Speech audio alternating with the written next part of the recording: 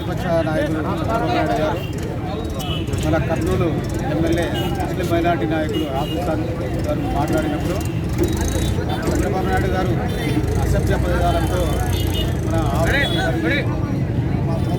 దుర్భాషలాడే జరిగింది. దాన్ని యూజ్ చేసి చెప్పడం జరిగింది.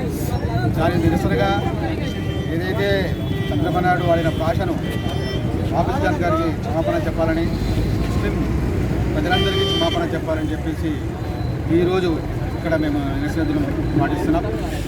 వైఎస్ఆర్సీపీ పార్టీ తరఫున, అదేవిధంగా ఏఎంఐ పార్టీ తరఫున కూడా ఏదైతే ఆబుల్ ఖాన్ గారిని చంద్రబాబు నాయుడు విమర్శించారో, అసభ్య పదజాలం వాడినారో దాన్ని క్షమాపణ చెప్పాలని కోరుకుంటున్నాం. ముఖ్యంగా నేను చెప్పేది ఏమంటే, మొదటి నుంచి కూడా చంద్రబాబు నాయుడు గారు ముస్లింల పట్ల వ్యతిరేకంగా ఉన్నారు.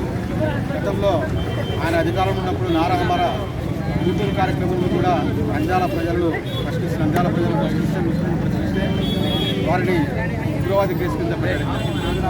అది ఏదైతే మన ముఖ్యమంత్రి జగన్మోహన్ రెడ్డి గారు ముస్లింల పట్ల ప్రేమ చూపిస్తారు, అదేవిధంగా ప్రతి ఒక్క పథకాలు కూడా ముస్లింలకు చేరే విధంగా ఆయన ప్రయత్నం చేస్తుంటే ఎక్కడ మంచి పేరు వస్తుందనే ఉద్దేశంతో మొదటి నుంచి మన ప్రతిపక్ష నేత చంద్రబాబు నాయుడు గారు అడ్డుకోవడం జరుగుతుంది. అదేవిధంగా ముస్లింల పైన ప్రేమ ఉంటే మరి ఆ రోజు ఉగ్రవాది చట్టం మీద కేసు ఎందుకు పెట్టడం, అదేవిధంగా ముస్లిం కన్నూరు కానిస్తూను నిన్న నంద్యాల విషయంలో అబ్దుల్ సలాం గారి విషయంలో కూడా రాజకీయం ప్రయత్నం చేయడం. కాకపోతే ప్రజలు దాన్ని ఎవరు పట్టించుకోవడం లేదు. జగన్మోహన్ రెడ్డి గారు వెంటనే 24 గంటల్లోనే ఆ సమస్యను పరిష్కారం చేయడం జరిగింది. దానికి సంబంధమైన సీఏ శోభశేఖర్ రెడ్డి గారు కూడా సస్పెండ్ చేయడం జరిగింది. వారి పేర్లు కూడా రద్దు చేయడం.